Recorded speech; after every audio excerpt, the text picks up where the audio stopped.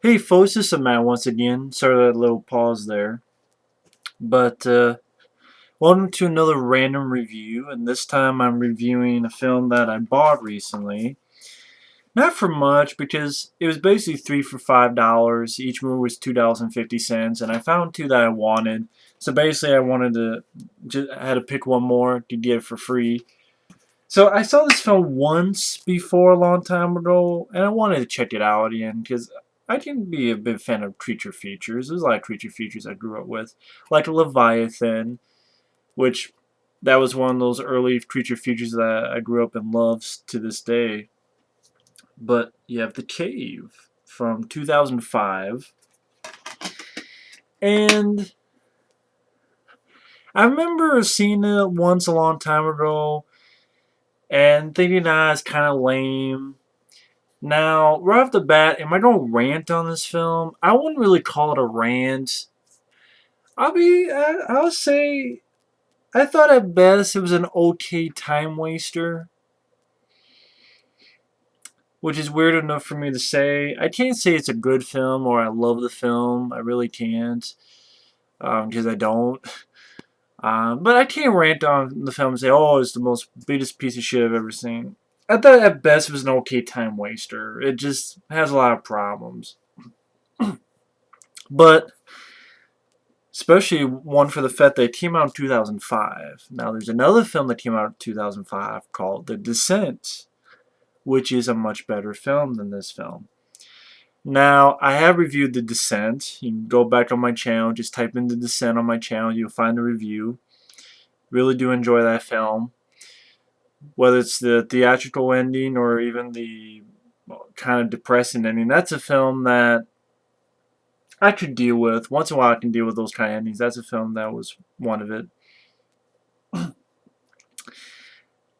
And of course, I've also reviewed The Descent Part 2. I believe there's a review, new one, something like The Descent 2 Can Kiss My Ass. Because I hate that movie. And I can safely say, The Cave is much better than The Descent Part 2. I know that for a fact, Jack. But The Cave, how do I go about it? It's directed by Bruce Hunt.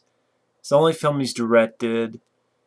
I guess he was a second unit director on The Matrix, and he was like a third unit director on the Matrix sequels and stuff. So, I think it's the first and only film this guy's directed, Bruce Hunt.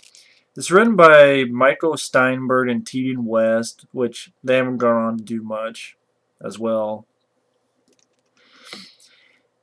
Long story short, it's a film where you have a group. It has a little bit in the beginning where it takes place in Romania. You have these explorers going down in this, looking at this church. There's a big sort of avalanche, and they get trapped underneath. And then it goes like 30 years later, after the people there heard some sounds. It's 30 years later, cuts to. You have this group of scientists. They want to look over these caves in Romania that apparently there's an undiscovered location, undiscovered ecosystem there that some scientists want to explore, so they hire these sort of team of spelunkers, as I'll call them, to find out what makes it tick, find a undiscovered country, so to speak, the network of tunnels and caves that haven't been explored for ages. And leading the team is Cole Hauser, who I don't mind Cole Hauser as an actor. I believe he's the son of Hauser, and I like Hauser. Yeah, he's the son of Hauser, and again, I like Hauser. And Cole Hauser, I mean, his best role you probably see him in, most famous role is Pitch Black. But he was also in Good Will Hunting. He was in Tigerland, Heart's War, Tears of the Sun, Too Fast, Too Furious is the villain. He did fine in Too Fast, Too Furious. So I don't mind Cole Hauser, and he doesn't have much to work with, but he does a fine enough job in this film. And his team, he has a brother played by Headey, Cibrian. I think he's most famous for his role on CSI Miami as the character Jesse Cardoza. He was in and out on that show. You have Hauser's friend, Morris Chestnut, the black guy of the group, who I believe he was in that movie Anaconda's Hunt for the Blood Orchid, which I don't have in my collection. I wouldn't mind to check that out again, but I don't have it in my collection, and it's really nowhere around here to buy as of right now, but maybe one day. But he was in Under Siege 2. He was in Half Past Dead as the bad guy. So you've seen him in a few films. And amongst the group, you have a scientist, which I know my friend Effrey. You definitely know this girl, Effrey. Lena Headey from the Sarah Connor Chronicles stars in this as a scientist. She's kind of like the main female. It's not really the female hero. It's not like a Ripley thing, but she's definitely the lead scientist in the movie. And you also have another female, Piper Perabo, if that's how you say her last name. She, oh yeah, she did star in The Adventures of Rocky and Bullwinkle. I knew that she looked familiar. That's another film I don't have in my collection, Adventures of Rocky and Bullwinkle. I remember it being okay, but so Anaconda's Hunt for Blood Orchid, Rocky and Bullwinkle is like a fucking shopping list now. What do I need to get new? And why the fuck did I talk like that? I have no idea. Yeah, Daniel Dae Kim, probably most famous for TV show Lost. I think he's on that TV show Hawaii Five-0. I know it's about 7 minutes long. I haven't talked much about the plot. Basically, they're spelunkers. They go down to investigate these caves. One thing leads to another. One guy is taken, and there's an explosion. Caves in. They have to find a way out, and there's these creatures down there. And you think that they're creatures, like they're not aliens. What you find out is some of the scientists, like Lena Headey, find these parasites. They find these cells as parasites that when you get infected, you start, I guess, adapting to the environment. Like there's like an eel, you see a little bit of a salamander, a little bit of a mole. And you sort of adapt, I guess, to the environment of the cave. So like you pretty much don't have eyes, and you look for stuff by sound.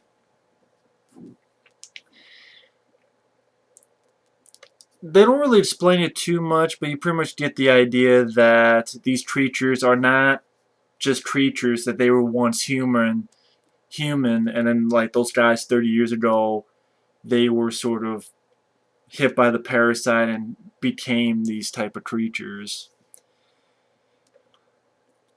And it's pretty much then the people trying to survive throughout the film. Now, the good and the bad, I guess I could talk the good points. The sets look good. The set design, I don't know if they shot in real caves, but they really did a good job with the look of the film, the sets, the caves of the film, the actual production design. Sorry, I had to just get stuff out of the way. They had good production design on the film. I'll give them credit for that. So the caves looked very nice. The creatures actually didn't look bad. They actually looked better than I thought, than I remembered, because there's actually quite a bit of practical creature effects. I saw some minimal use of CGI.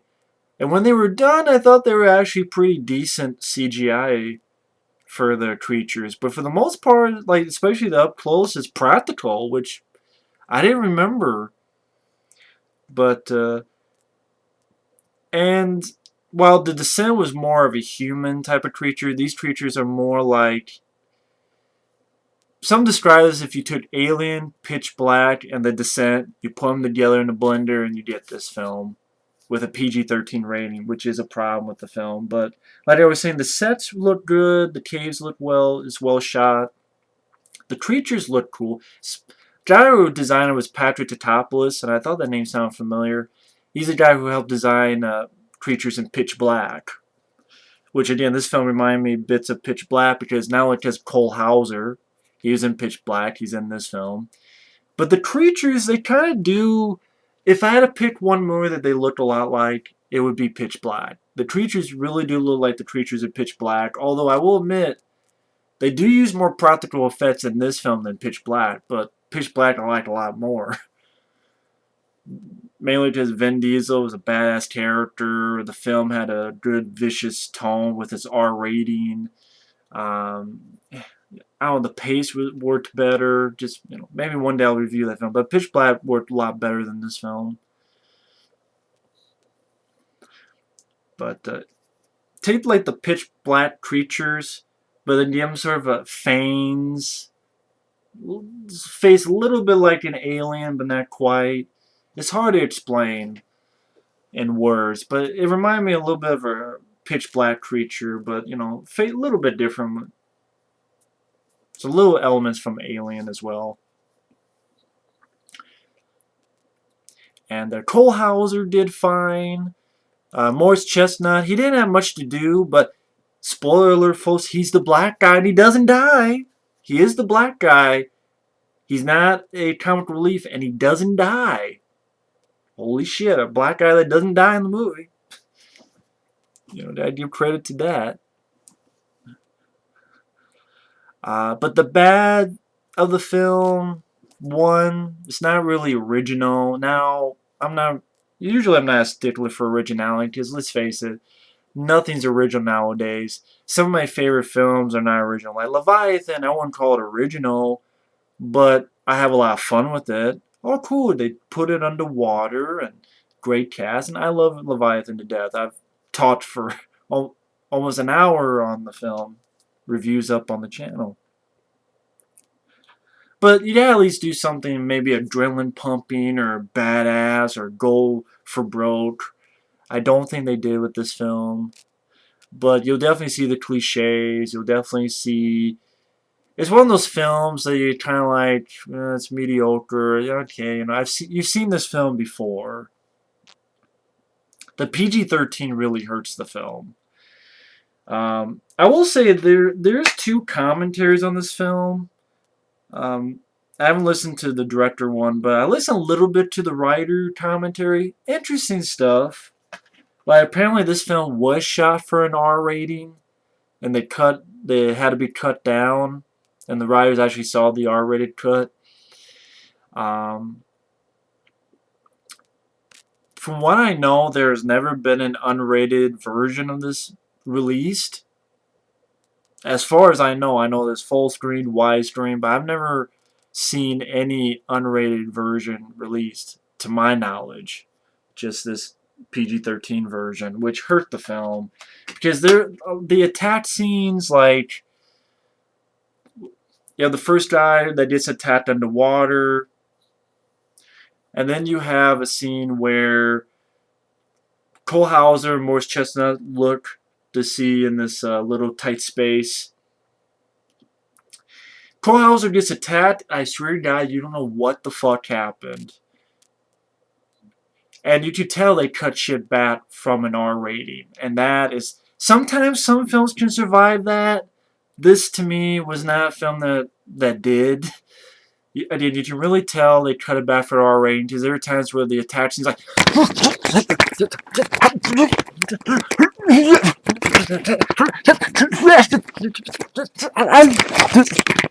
And you're like, what the fuck just happened? You probably understood more than that shit. Especially my pasty-ass legs. You probably understood that shit. It's hot. Fuck it. It's hot. It's fucking... shorts. You see my balls. But it's fucking... You can't make your film like that. And you're like, I don't know what the fuck is going on in the attack sequences. That's what happens when you're making an R-rated film. You gotta cut shit back for PG-13. That's what hurts it. It does hurt the film. And, maybe if I saw the whole way it was intended... But apparently that's never been released, and obviously never will. It's not like people talk about The Cave anymore. Just that one element wouldn't have saved the entire fucking film. I mean, it's an OT time waster, like, but it's not like a classic in any stands. But the R rating being cut back doesn't help the film at all. That's a big problem. The PG-13 rating. The cast, pretty one-dimensional characters. I mean, I like Cole Hauser. Because his character, he gets bit, or he got attacked, like I said, but they didn't, for some reason, it didn't kill him. And he's been bitten, and of course he has the parasite, so he's being affected, and just to the point where he has kind of these funky eyes with his pupils. And his senses are kind of more developed, even though they didn't do too much with that aspect, that his senses are more developed. They didn't really do a whole lot. Just I can smell the water from here, and they don't really do a lot with it. Like he has enhanced senses. I think they just threw that in there so that, okay, a little bit like John Carpenter's thing, that paranoia, we can't trust him, we can't trust him to lead us. Which you're like, oh, whatever, doesn't really amount to much shit. But yeah, the PG-13 rating, the character's pretty one-dimensional. Like Morris Chestnut, I like him as an actor, but they don't really give him much to do. The main two players is I did Lena Headey as a scientist, and she's not like Ripley because she needs to get her ass saved quite a few times, including like a scene that I guess she's being attacked, but you can barely fucking tell because you see something underneath, and she's like, "I'm being attacked," but then she keeps saying, "I'm stuck" as well. It's like, why the fuck are you saying I'm stuck? Saying some bitch is trying to attack me. And of course, the main lead is this Eddie Cibrian as Tyler. His character is the brother of Cole Hauser. He's trying to get to her, but he's pulled back from the current. I mean, you didn't really get a good aspect of is this girl being attacked by the creature or not. You just got to fill in the gaps. But Lena Headey, she didn't do anything for me in this film. She was just sort of bland and forgettable, and I didn't really care for her character. At times she seemed like a bitch, like bitchy. Like, and Eddie Cibrian as the lead, Tyler, just really didn't do anything for me. Didn't hate him, didn't love him, just sort of there. Didn't make me want to root for him. In fact, I like Cole Hauser and Morris Chestnut more. Morris Chestnut, again, he had nothing to do, but I don't mind him as an actor. But Cole Hauser was more interesting than Eddie Cibrian, but for some reason they made him the lead. I just didn't care about him, so I don't care about the lead, Eddie Cibrian, or his love interest, the scientist, Lena Headey. So they were bland or just forgettable characters and actors, so I'm like, okay. In this film, they didn't really do much for me, so that hurts the film when the two main players are those two. It's like I liked Cole Hauser more, and I liked his character was more interesting, being the leader than getting bit and changing, even though they don't do much with the changes. Um, and in certain death scenes, you can really tell they really cut it back for the R rating, to the fact that there's all this shit like there's another scientist guy, Nicolai, and he's being attacked in the water and pulled down, but you can't barely tell what the fuck is going on. So you can tell that maybe there's more blood, gore that's in there, more makeup effects, stuff like that. You get some stuff that just makes you pause. You go, huh? For instance, okay, they're parasites. They make the humans change. It makes you wonder how the fuck do they change into these creatures? And of course, listen to the commentary. The writers wanted the creatures to be more human-like, which is weird because again, this film came out the same year as The Descent. In The Descent, those creatures were more human-like. Which, real quick, like The Descent, I like the film a lot more. The creatures, well, I do like the creatures in this film, even though it makes you think of Pitch Black and Alien. I do like the creatures, just they're not original. But it's practical, and okay, I thought they were pretty well done, well made. They're fun to look at. But I will admit the creatures in Descent are creepier. I think that's what the writers wanted. So it's like, writers, hey, did you see a film called The Descent? Came out the same year as you guys. It's kind of weird. It seemed like, listen to this, they wanted to make The Descent. They just didn't say, they didn't mention the movie The Descent. But The Descent was creepier. It seemed more intense. Granted, the R rating did help with that. The It had a certain viciousness to it, including with the kills. I thought the suspense was more well done in The Descent.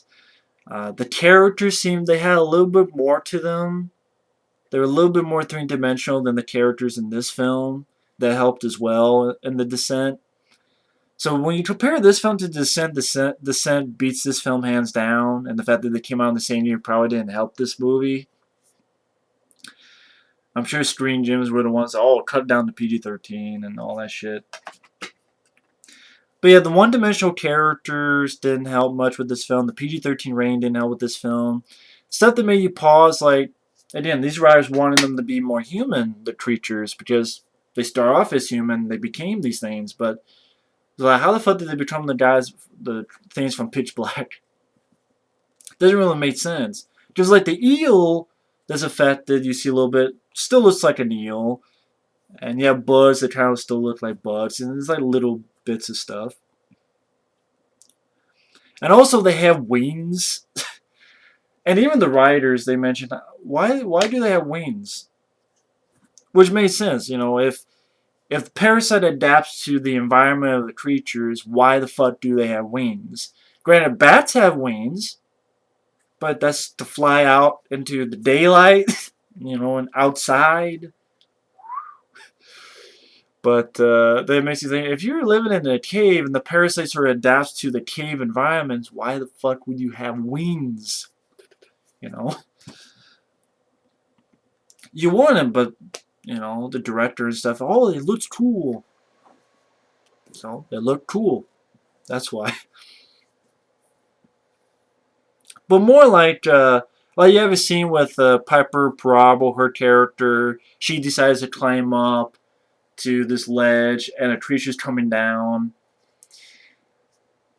And weirdly enough, the writers had to fit this in there. Because the director said that he saw a film called Vertical Limit, and he really liked Vertical Limit. So he wanted to do a scene like that.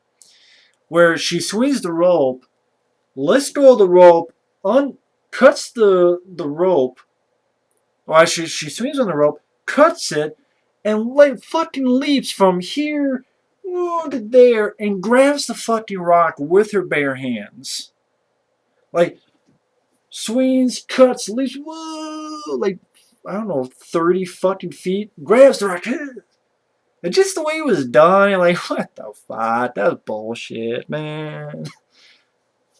Die Hard and stuff like that I could buy, because maybe because it's filmed, how it's edited, you can buy it more when it works like that. Here, though, I didn't buy her leaping and grabs, like, her hands are fine. Then she has this fight with the creature. And again, the creatures look nice to me. But apparently, again, that was a more violent, but you could tell it was cut down. And she has this shitty line, because it's PG-13. Even the writers mention it. Because she's supposed to say, oh my god, they fucking fly. So, of course, this made me laugh my ass off. She says, oh my god, they freaking fly. She literally, that's the line of dialogue. Oh my god, they freaking fly. I can't believe you actually left that in the fucking movie. Because they had to cut it down for PG-13, so it looks fucking shitty and stupid. Oh my god, they freaking fly. That was like... Stuff like that killed this movie. They freaking fly. I can't get it out of my head. They freaking fly. It's like, no, they fucking... Why didn't you just change it to... Oh my... Holy shit. Like, you can deal with shit. Holy shit, they fly. Oh my god, they fly. Yeah, they fly. Or just say nothing. I mean... But they didn't put any unrated version on this, so, you know, I don't think they did an unrated version that I know of. But they freaking fly. I mean, and then she gets killed, and then you can tell that was cut down for PG-13. So that does hurt the film. Like Friday the 13th Part 7, New Blood, I enjoy the film, but getting the shit cut out does hurt the movie. Uh, like, there's a scene where the lead guy, Morris Chestnut, and Cole Hauser, they've climbed up like 50, 100 feet to go over here, and then Lena Headey was being a bitch, saying, "Oh, you can't trust fucking Cole Hauser," and her and the guy, the Asian guy from Lost, and this other guy, they fuck off this other way. So when the lead guy has to go back, he literally jumps, wee, oh, the whole fucking ledge, wee, and somehow while he's going down, he put his fucking thing on as he jumps. It's like, and then leaps into the fucking water.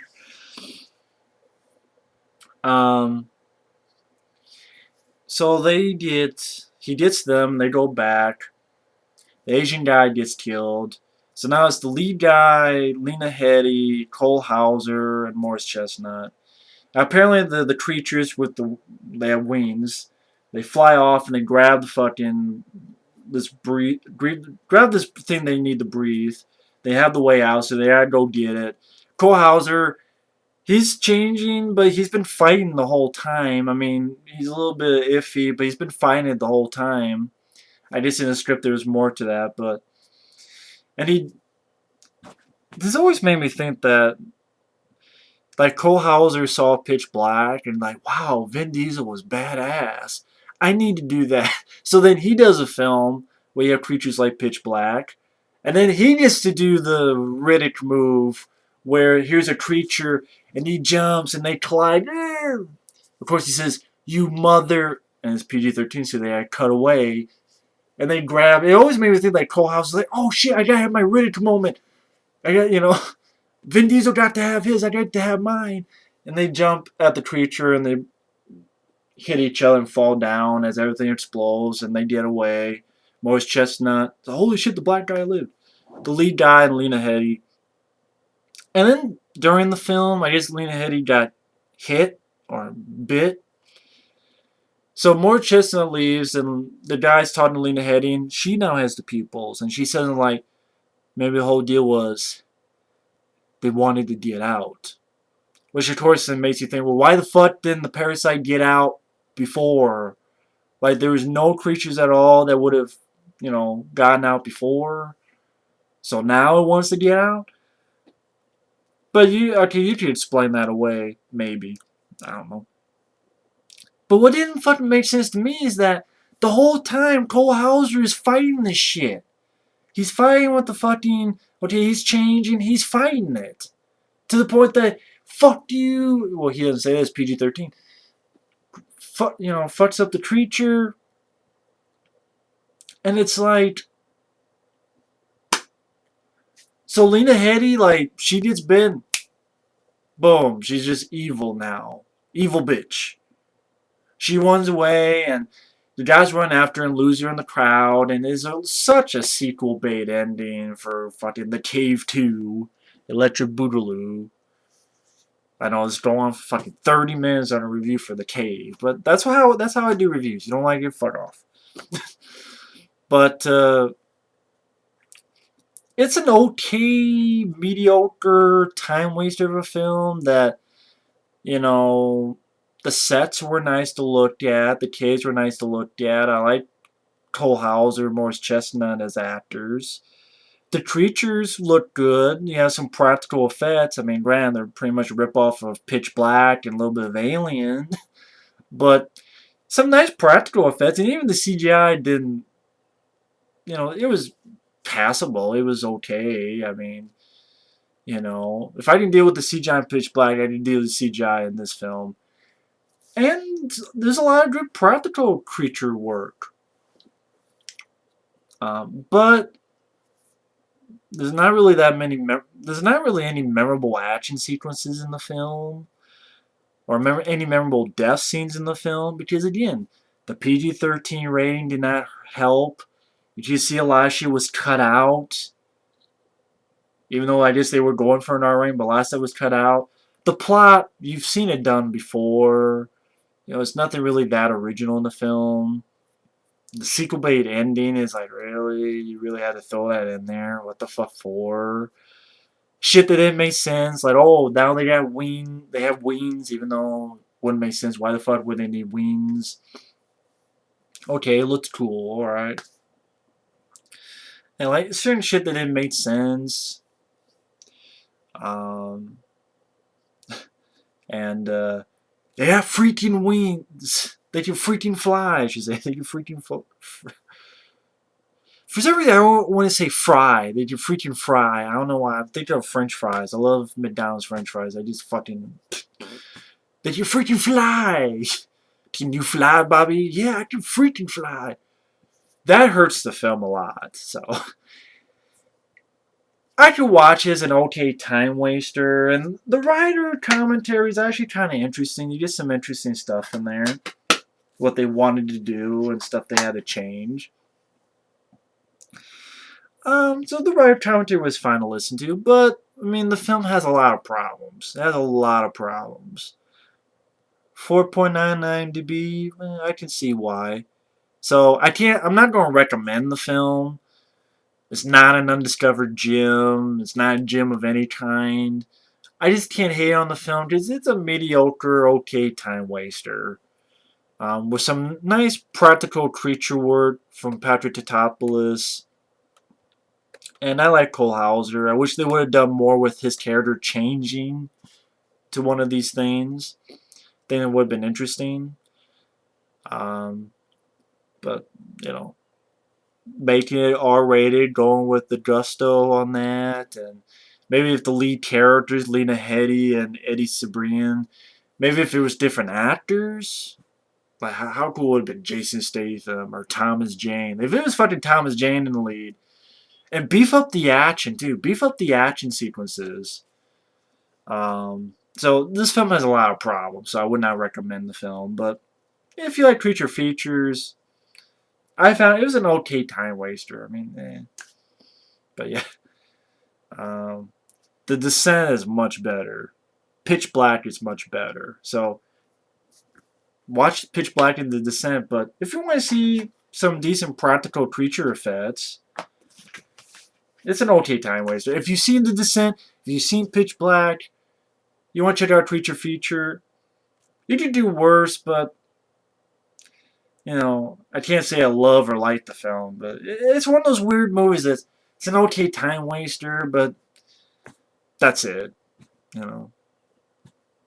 Either way, thanks for watching this long ass review, and take care. Later.